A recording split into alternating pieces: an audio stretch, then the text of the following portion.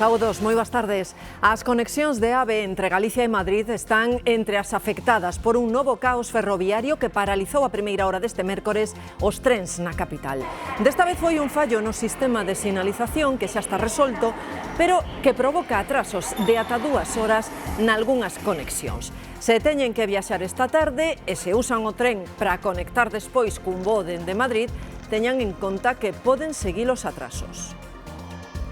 España vai axudar con 1.000 millóns de euros a Ucraína. O anuncio chega despois da reunión de Pedro Sánchez con Zelensky en Madrid.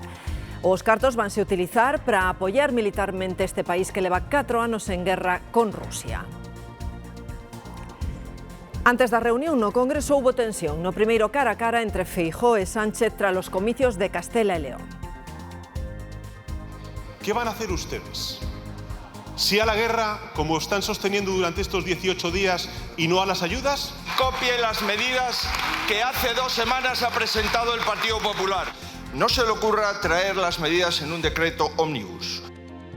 Un incendio industrial ten en alerta os veciños da Bañeza, en León. Está ardendo unha nave de residuos plásticos e temen que esta enorme columna de fume tóxico poida chegar ás casas e á estrada se cambia a dirección do vento. Xa activaron o nivel 1 de emerxencias por precaución. Esta imaxe da pasada tarde en Riazor pode ser o preludio dun verán complicado se a xente non toma conciencia da necesidade de sermos prudentes. O mar estaba moi abatido en Riazor, pero 2 mulleres metéronse a nadar e pasaron apuros moi serios para sair da auga. Ella tal como estaba el mar non era para meterse aí.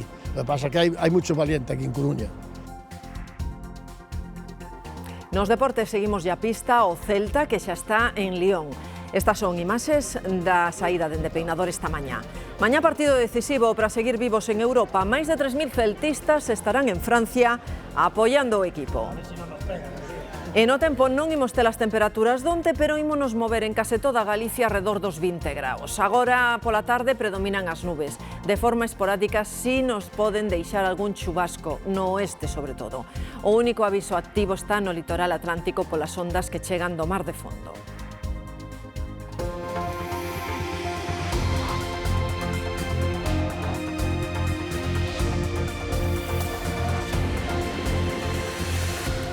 Este é un mércores de novo caos ferroviario en España por un problema no control en Madrid. As conexións de alta velocidade pararon en hora punta e aínda desta hora se acumulan atrasos. Esta é a imaxe que se repite en moitas estacións de toda España, viaxeiros á espera da saída ou chegada do seu tren. En 1 hora y media, tendríamos que llegar a las 8:50 y son las 10:30. Un fallo no sistema de comunicacións no Centro de Control de Tráfico de Porta da Atocha provocou atrasos en todos os servizos de alta velocidade con orixe e destino nas 2 estacións de Madrid. Menos 3 avisos cuando estábamos parados en Ciudad Real, indicándonos primero que no se podía continuar y luego que era un problema nacional. En Ciudad Real pues nos han dicho que había una incidencia que estábamos esperando. Os técnicos do Adif solucionaron a incidencia para poder restablecer a circulación, pero as demoras nos trens aínda se van manter durante toda a xornada. Perdido hoy un par de reuniones a primera hora. Yo voy a un curso pagado, el cual voy a llegar 2 horas tarde. O novo caos ferroviario aumenta a presión sobre o ministro Óscar Puente. Di o Partido Popular que a alta velocidade deixou de funcionar co goberno de Pedro Sánchez. Nunca los trenes han funcionado peor. Cuando se te va de la mano toda la gestión y encima mientes, no te queda otra salida que dimitir. Hoy tenemos el caos ferroviario un día más aquí en Atocha. Exixen medidas para solucionar esta situación. Esta incidencia acontecía en Atocha, pero afectaba tamén a estación madrileña de Chamartín, e de aí que afecte directamente os trens en Galicia, fundamentalmente as conexións de alta velocidade que acumulaban máis dunha hora de atrasos. Nuria, desta hora está restablecida a circulación, seguen acumulándose atrasos? Sí, segue habendo problemas, Marta, pero o certo que a mañá foi complicada, en concreto en 3 trens de alta velocidade con destino Vigo, a Coruña e Ourense. O primeiro deles, un AVE procedente da estación madrileña de Chamartín con paradas en Ourense, en Santiago e en Pontevedra antes de chegar a Urzaiz. Acumulou neste caso un atraso d'1 hora e 8 minutos. Máis tempo foi o retraso acumulado no tren tamén procedente de Madrid, Renfe con destino a Coruña comparadas en Ourense e tamén nesta estación de Santiago. Cando pasaba por aquí por Santiago levaba xa un retraso d'1 hora e cuarto. E máis tempo aínda de retraso foi o tren que partía de Alacante con destino á cidade das Burgas. Chegou este mediodía cunha hora e media de atraso. En sentido contrario tamén houve problemas neses trens que partían de Galicia con destino a Madrid, aínda que os atrasos neste caso non foron tan significativos. En todo caso, para estes pasaxeiros que hoxe tiveron que desplazarse ata Madrid, foi unha xornada moi complicada. De novo Renfe puxo a proba a paciencia de moitos pasaxeiros, sobre todo daqueles que tiñan que acudir á capital por motivos de traballo para acudir a reunións ou tamén que tiñan que coller un voo ali en Madrid. Hoxe cúmprense 2 meses da traxedia de Adamuz. As familias das vítimas piden que se coñeza a verdade do accidente que causou a morte de 46 persoas. A investigación vai máis lenta do que elas desexarían e segue apuntando a rotura da vía. 2 meses despois, a investigación continúa. Para a CIAF, o que fallou foi unha infraestrutura da que Óscar Puente dixo es unha vía completamente renovada. Unha renovación que cuestionou a propia CIAF. Creíamos que se había hecho una remodelación, una renovación integral de la línea Madrid-Sevilla después de 30 años de funcionamiento y no ha sido así. Así que Puente tivo que rectificar. Revisión integral non significa levantar toda a vía. Yo he asumido riesgos y seguramente cometeré errores. Polo camiño quedou tamén a denuncia de que a DIF retirara probas da zona sen a autorización policial. O administrador da infraestrutura dixo despois que o fixera para que non se perderan. O último que se sabe é que a rotura da vía puido producirse 22 horas antes do accidente. A empresa que se encarga do sistema de sinalización observou unha caída da tensión compatible coa rotura da vía. A vez, a oposición volve a por a Óscar Puente no obxectivo. Repita conmigo, Óscar Puente dimisión. Repita conmigo, Óscar Puente dimisión. Mentres a Asociación de Vítimas convocou unha concentración para este venres en Huelva, exixen unha investigación exhaustiva e que se coñeza a verdade. A sesión de control ao Goberno tivo hoxe 2 temas protagonistas: as medidas para paliar os efectos da guerra e os resultados electorais de Castela e León. Pedro Sánchez continúa entoando o non á guerra, pero de momento non convence nin na esquerda nin na oposición. María Cheda.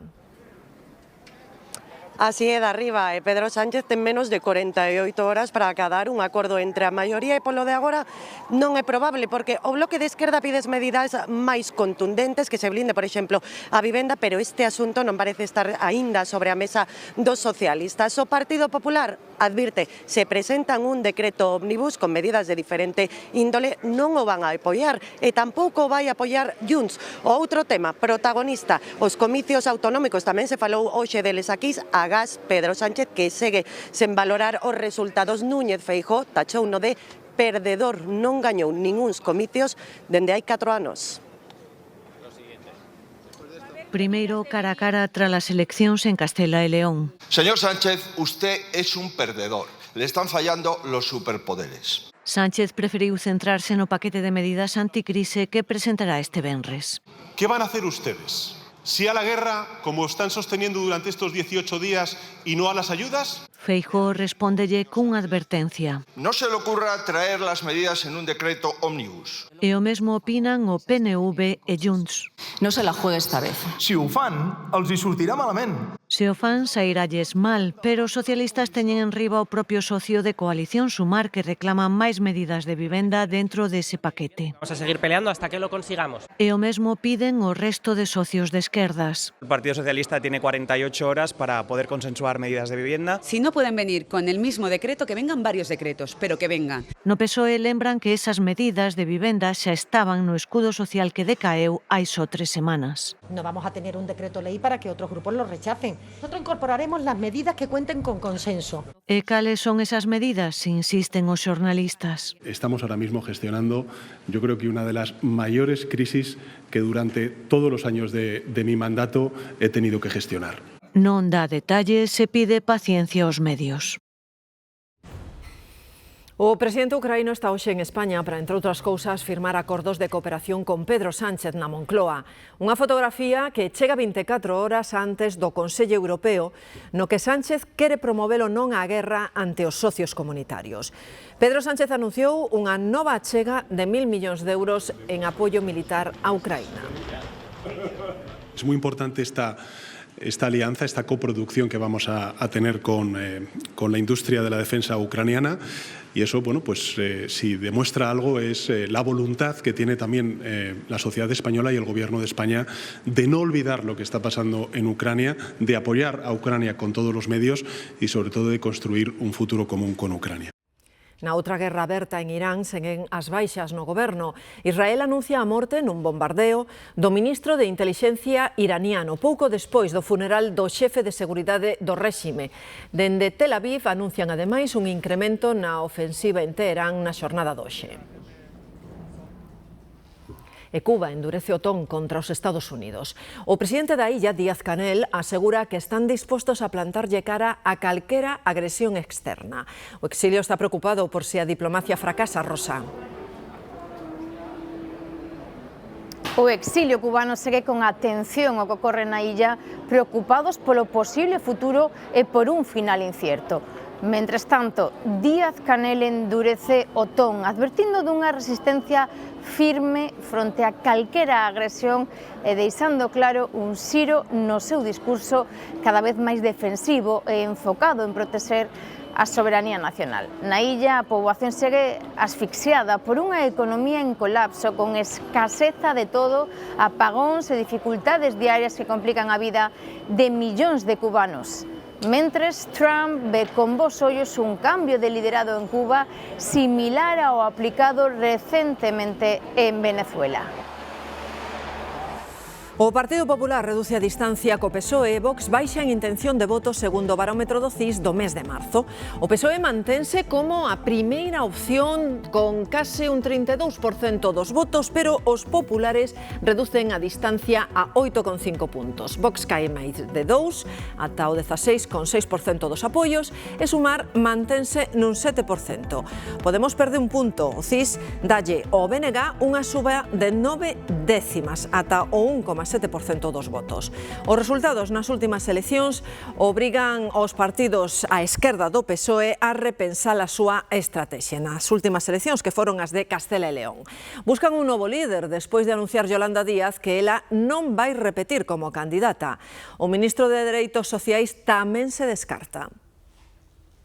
No ha habido tal ofrecimiento y en todo caso yo he sido muy claro muchas veces que no es eso lo que aspiro a hacer. Yo voy a contribuir todo lo que esté en mi mano para que la izquierda esté a la altura en el año 27, pero no creo que ese sea el papel que yo deba asumir. As explicacións da alcaldesa da Coruña sobre a renuncia a ser sede do Mundial 2030 non convencen no Executivo galego. Recordan que durante 2 anos aseguraron que o financiamento estaba asegurado.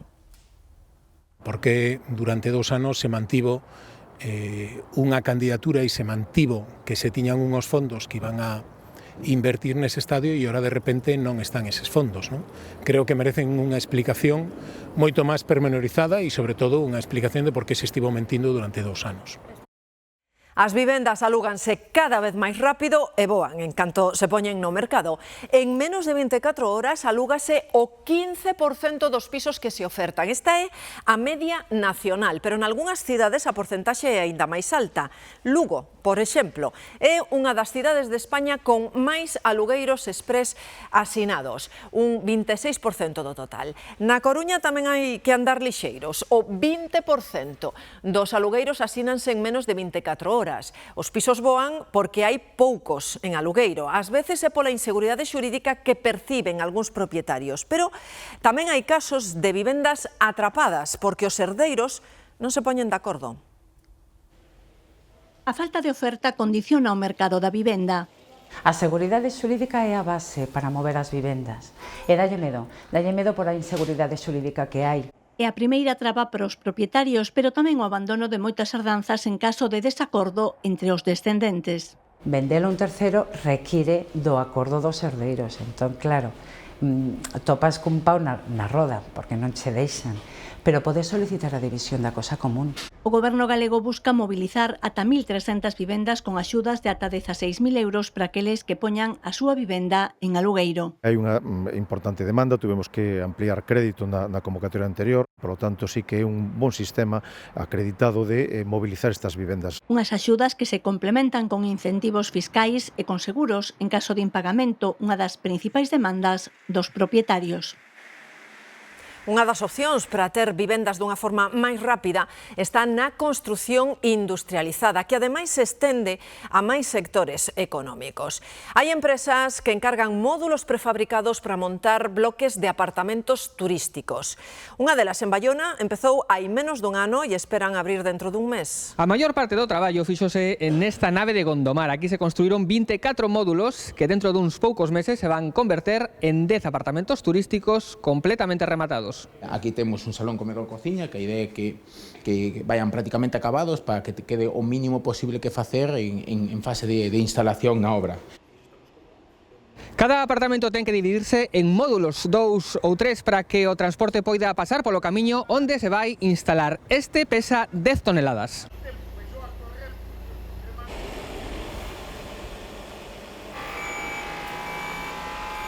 Corres dun lado para o outro, mirando de non tocar e facendo o mellor posible.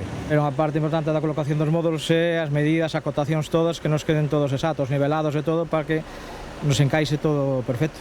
E ao final, os módulos instálanse neste terreo en Sabarís, en Bayona. En pouco máis dun mes, aquí haberá 10 apartamentos turísticos. A gran ventaxa é o tempo de execución.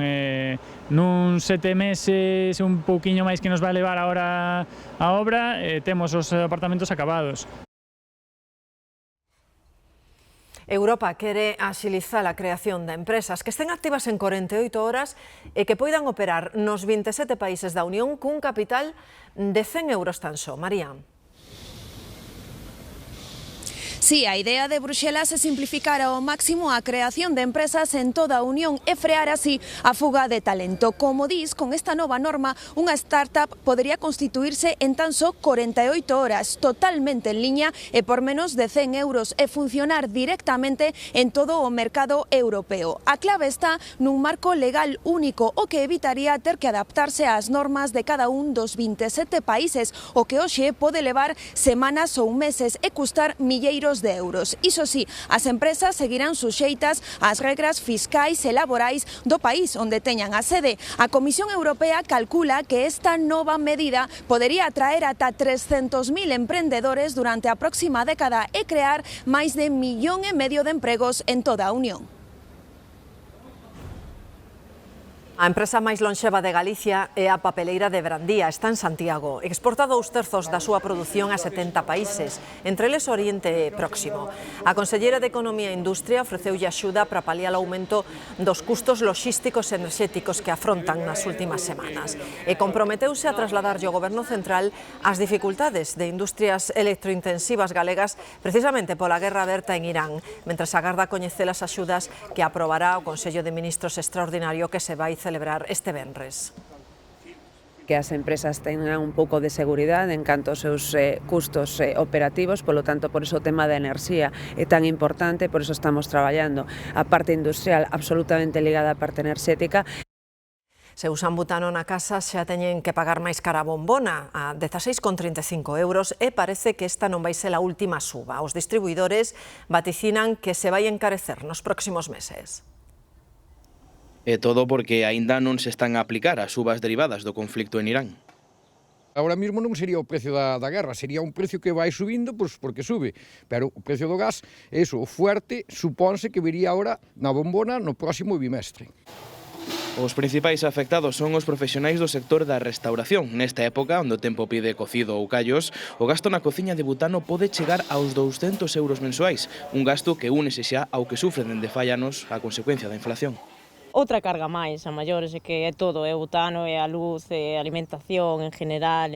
Na casa nótase tamén, unha familia de 4 membros pode chegar a gastar 2 botellas ao mes, non queda outra que aceptar esta suba. A comida hai que facela e as cousas hai que facelas, non? Normal. Cando nos aguantado, pois habrá que meterse nos supermercados e comer. E se te prenden, prenderonte, pero comer hai que comer. A boa nova é que a lei non permite que o prezo suba máis dun 5% cada 2 meses, polo que, como máximo, os efectos da guerra en Irán poden deixar unha subida de 81 céntimos no mes de maio. O Partido Popular de Galicia reclama ao goberno español medidas urxentes para paliar a crise do sector agrogandeiro. Paula Prado lamenta que o presidente do goberno non pactase coas autonomías as iniciativas que se presentarán o venres. Consideran necesario actuar sobre os prezos de enerxía e rebaixar as cargas fiscais dos cidadáns e das empresas. Con medidas de reducción do IRPF, con medidas de exención rebaixa do IBE da enerxía e tamén medidas fiscais para o ámbito enerxético. Son medidas importantes para paliar esta grave situación económica. O PSDG quere que os mariñeiros poidan sair pescar nos días que se consideran inhábiles no caso de que teñan que parar polos temporais previamente. José Ramón Gómez Besteiro reclamalle á Xunta que sexa máis flexible. Este tren de borrascas supuxo casi unha parada de casi do 80% dos días hábiles, que se podan compensar con días inhábiles. Coxe hai unha prohibición expresa por parte da Xunta, que se poda facer perfectamente eso e se poda adaptar que a petición que faga o propio sector e que a resposta da Administración se plantee nun período non superior a 72 horas. Abrimos páxina de sucesos en Marín coa espectacular detención dun home que ofreceu moitísima resistencia. As patrullas da Policía Nacional e da Policía Local tiveron o apoio de varios transeúntes para poder reducir o home que reside nunha casa ocupada ilegalmente. Unha escena propia dunha película de acción, iso é o que presenciaron nas últimas horas na avenida principal de Marín. O home, un portugués que reside nunha casa ocupada ilegalmente, discutía cunha moza a que, segundo algúns testemunhos, batera previamente. A verdad que vin así de pasada, porque estaba ali na rúa, cheguei co meu neno, e, vin como saían os dous da casa, el detrás dela, montouse e tal, e neso chegou a Policía Nacional, e, saíron correndo. O home ofrecía moita resistencia e tiña moita forza, polo que, ademais dos axentes da Policía Nacional e da local, varios transeúntes, entre eles o repartidor do Froiz, colaboraron na reducción do detido. Sí, creo que sí, que a ele e algún máis. Volcouse a xente da rúa con iso. É normal, ao final estamos cansados de esas cousas. O binomio policial pasouno moi mal, porque o rapaz tiña unha forza como un cabalo, pasaron moi mal.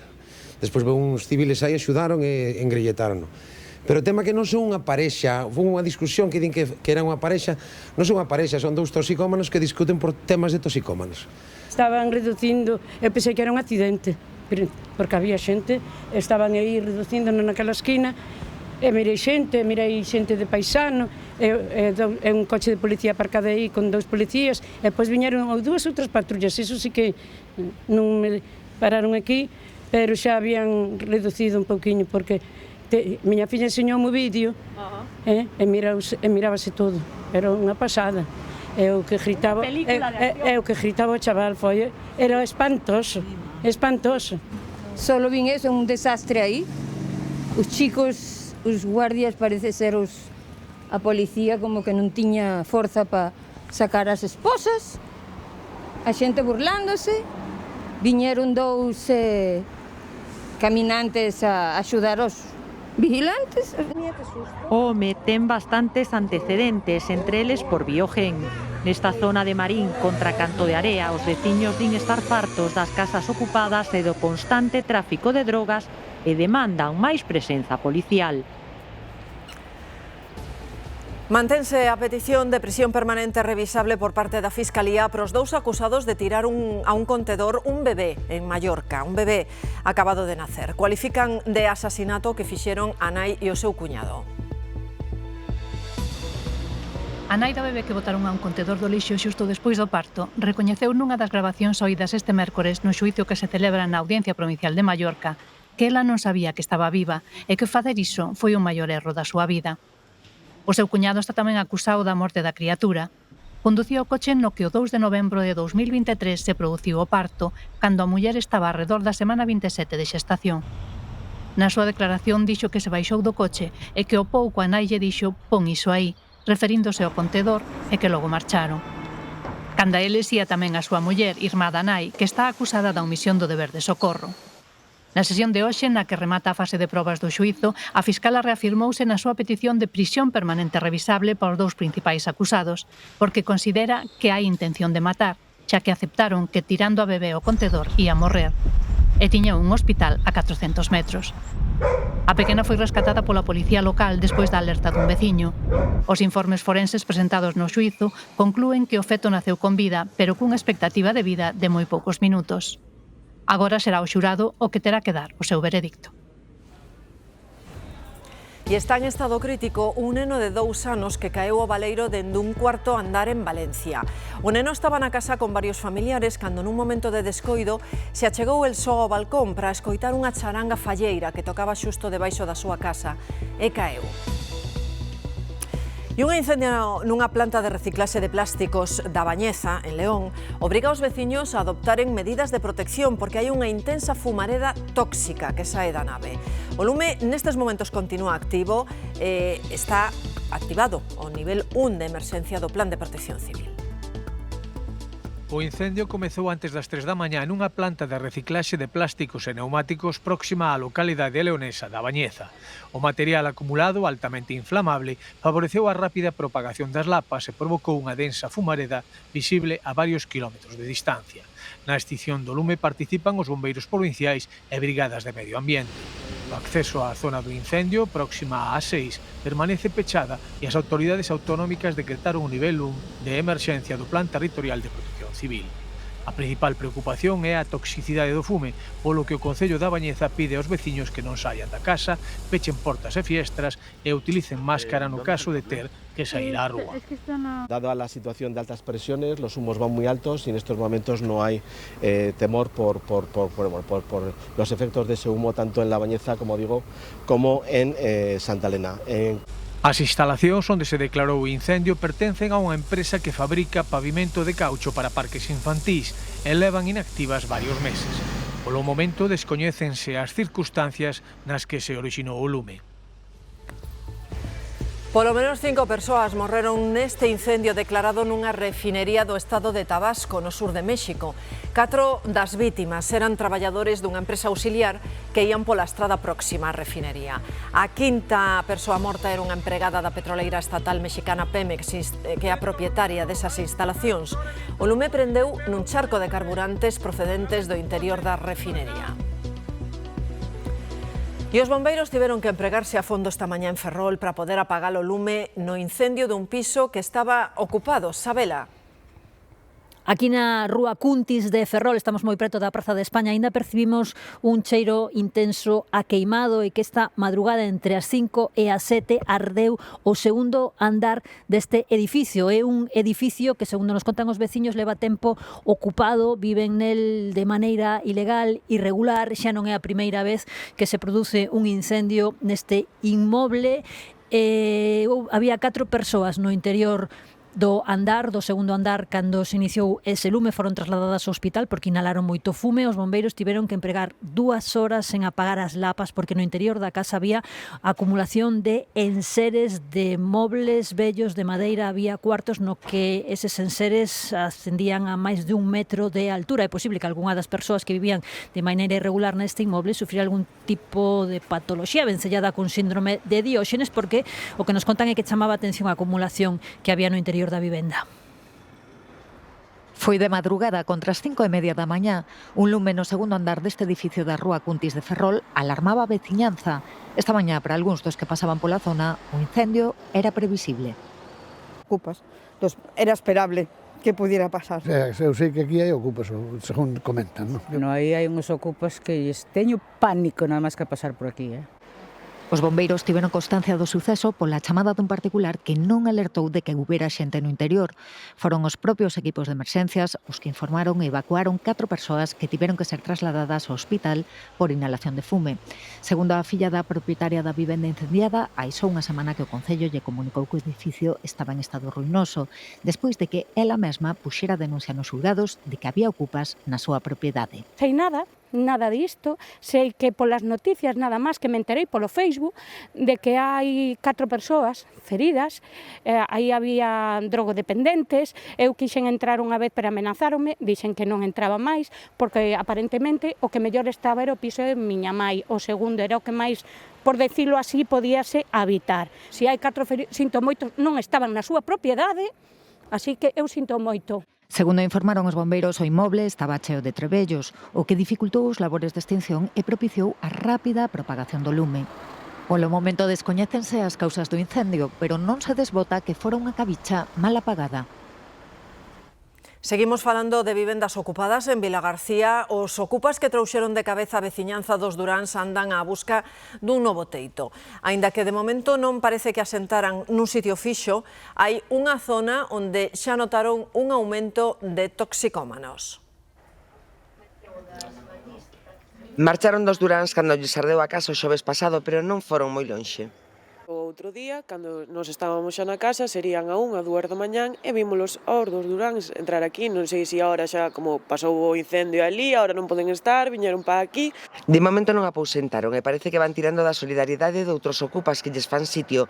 Entraban cabadiña como se non tiveran xa bastante co seu, detectan un aumento de toxicómanos dende o día do incendio que relacionan coa clientela do Carballo e Huesos.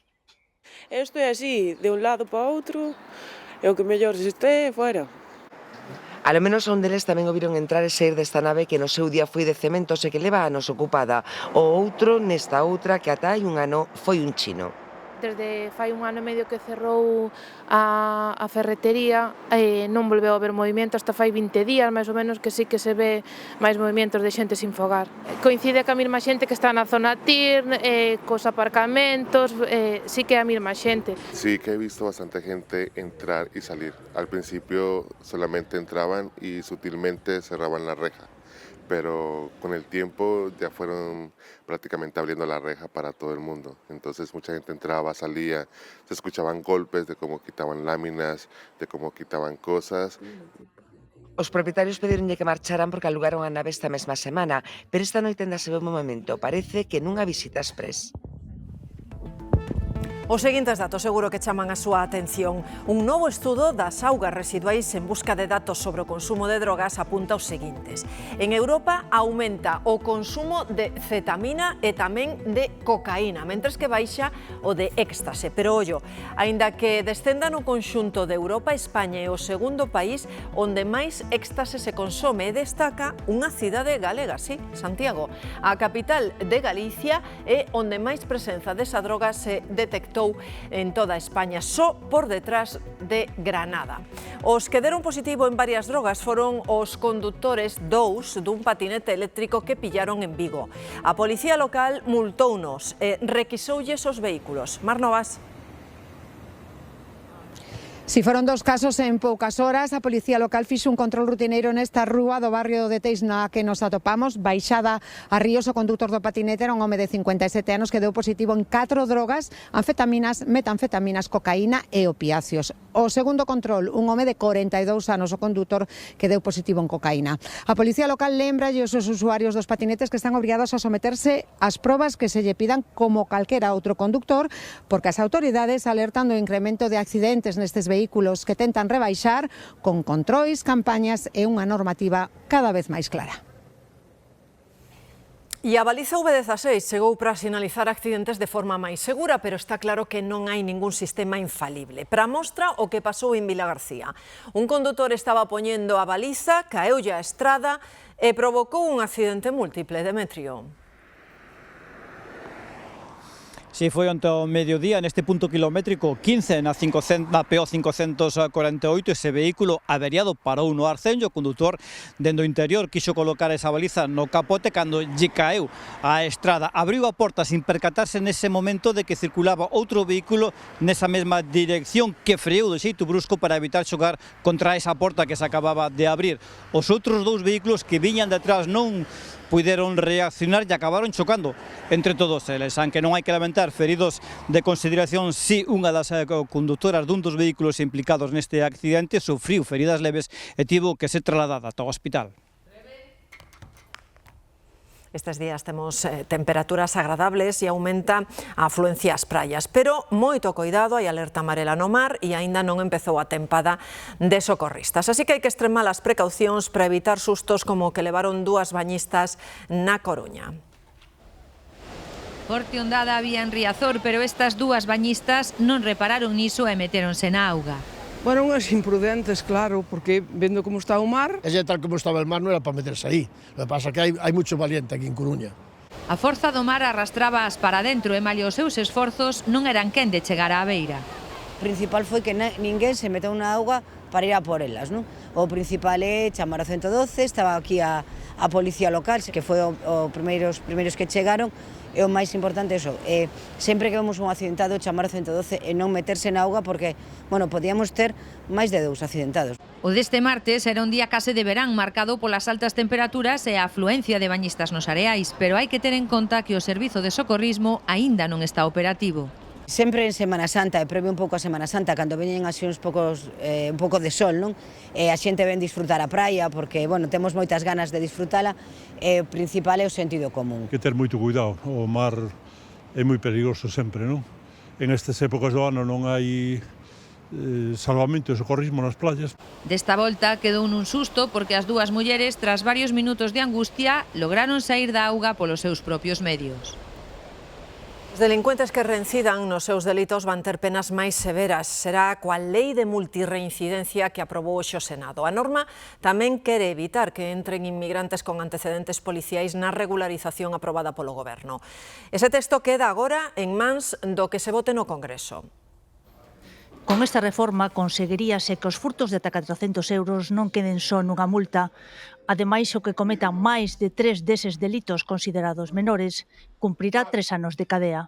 Porque los multirreincidentes ven como entran por una puerta, salen por la otra sin apenas repercusión penal. Un dos sectores máis afectados pola multirreincidencia de delitos menores é o da hostelería e o comercio, que ven como eses furtos apenas teñen consecuencias para o delincuente. Hai veces que se causan problemas de seguridade onde poden incluso afectar os propios clientes, non? Iso quizás é o escenario máis grave, porque o tema económico podese resolver. O Partido Popular, facendo uso da súa maioría no Senado, introduciu ademais unha emenda para evitar que os migrantes con antecedentes policiais se beneficien da regularización aprobada polo Goberno. A multirreincidencia, din, non pode combaterse eficazmente se o ordenamento permite ás persoas con antecedentes relevantes obter a residencia.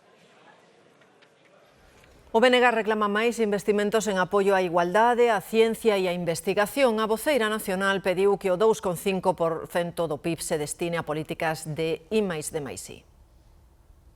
Menos do 30% das catedráticas son mulleres ou no caso das profesoras eméritas esa cifra non chega ao 10%. É certo que no ámbito da investigación hai unha incorporación moi grande de mulleres na base do sistema científico, pero tamén sabemos que son menos as que teñen as oportunidades de poder dirixir grupos de investigación.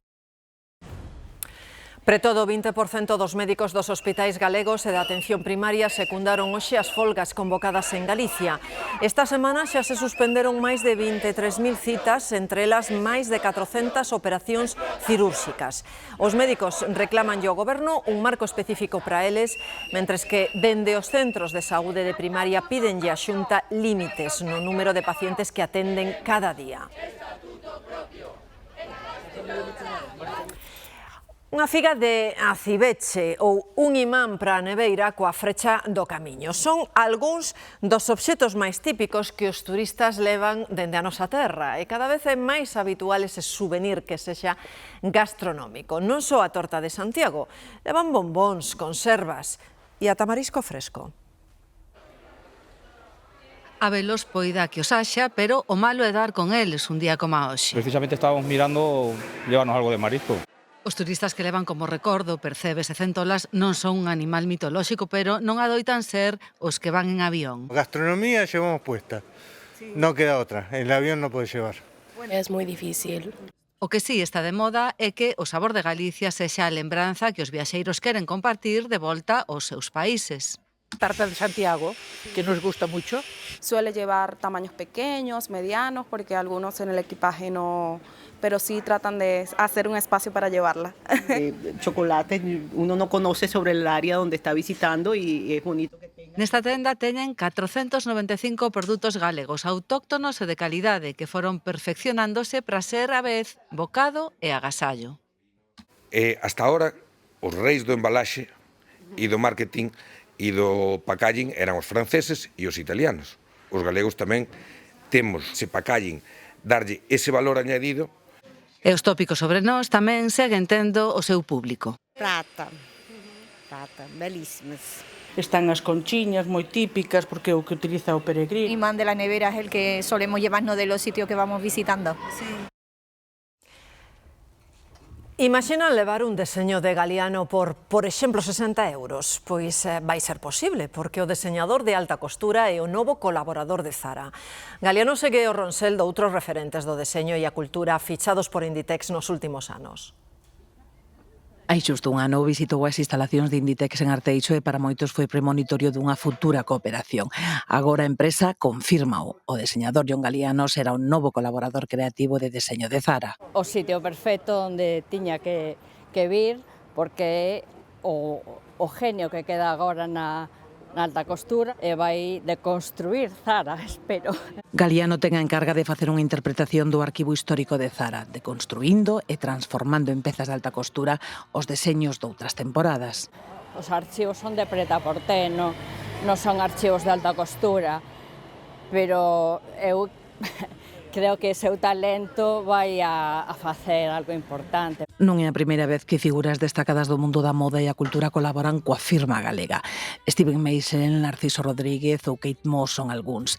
Eles fixeron colaboracións puntuais, o de Galiano vai máis alá. O acordo sinala o lanzamento de coleccións de temporada durante os próximos 2 anos. Pareceme unha oportunidade moi boa, sobre todo para ter moda desos diseñadores de alta costura máis accesible. Unha forma tamén de llevar a los jóvenes a ese mundo. As súas propostas empezarán a ver a luz a partir do mes de setembro. Para xente con menos poder adquisitivo, pois está moi ben que poda acceder a este tipo de prendas pois diseñadas por un xenio deste. Hai novidades no cartel do Son do Camiño, o primeiro gran festival do verán en Galicia. Desvelouse o cartel por días e sumanse 3 novos nomes. Un deles, ademais, será cabeza de cartel o sábado. DJ Snake, este seguro que é un dos temas que van soar. Tú me tienes loco, loco contigo. Yo trato y trato. No Monte do Gozo, o festival que se vai celebrar entre o 18 e 20 de xuño, ten todos os abonos esgotados, pero aínda queda unha oportunidade para asistir. As entradas diarias saen á venda o próximo martes 24 de marzo. Mami, tú eres una champion, rampa, pa, pam, pam, con un booty fuera. Se son alérxicos ao pole, presten atención porque a primavera está á volta da esquina e xa sabemos como lles vai afectar. As temperaturas anómalas do último ano farán que chegue antes e que estea, Andrea, máis tempo no ambiente. Sí, efectivamente, xa sabemos que esta primavera vai ser moi intensa para as persoas alérxicas ao polen porque vai chegar antes de tempo e vai durar tamén máis no ambiente. A Sociedade Médica Española destaca que o cambio climático está creando un ambiente cada vez máis hostil para as persoas alérxicas ás gramíneas debido ás altas temperaturas. Iso sí, aquí en Galicia temos a sorte da chuvia que axuda a limpar o ambiente. As provincias de Pontevedra e da Coruña van ter un nivel de polen máis baixo que as provincias de Lugo e Ourense esta primavera. Iso sí, todos os expertos coinciden que o mellor para poder previla é un diagnóstico a tempo. E imos ver logo que tempo vai facer esta tarde. Teremos unha tarde de nubes e claros. Non descartamos a probabilidade de algunha chuvisca aínda, sobre todo nesa área da Ría da Arousa, na Serra do Suído, moi localizada, pero en xeral esas nubes que están presentes continuarán, aínda que por momentos, sobre todo a última hora da tarde, poidamos ver algo máis o sol.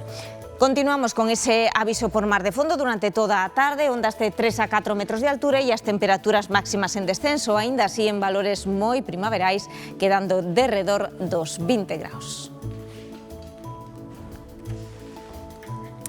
No tráfico ilegal de fauna salvaxe son frecuentes os casos de aves e peixes exóticos, pero ollo os animais incautados en Kenia, no aeroporto. Máis de 2000 formigas raíña estaban vivas dentro das cápsulas plásticas. Cada insecto mide uns 2 centímetros e coleccionistas de Europa e Asia poden chegar a pagar máis de $200 por exemplar. Desas formigas de contrabando a piques de morrer asfixiadas a 5 felices historias de bebés animais que acaban de nacer en varios zoos europeos. Unha xirafa e un elefante no de Copenhague, unha hipopótama pigmeo 10 veces máis pequena que unha hipopótama normal nun zoo de Polonia, unha xoguetona tigresa en Berlín e unha bebé de xaguar negro en Tenerife. Aí é nada. Todo aderezado coa mítica sintonía coa que remataba a Pantera Rosa. Pasen moi boa tarde, o máis salvaxe posible. Everybody loves a panther that's pink. He really is a groovy cat, and he's a gentleman, a scholar, he's a acrobat, he's in the Pink Panther.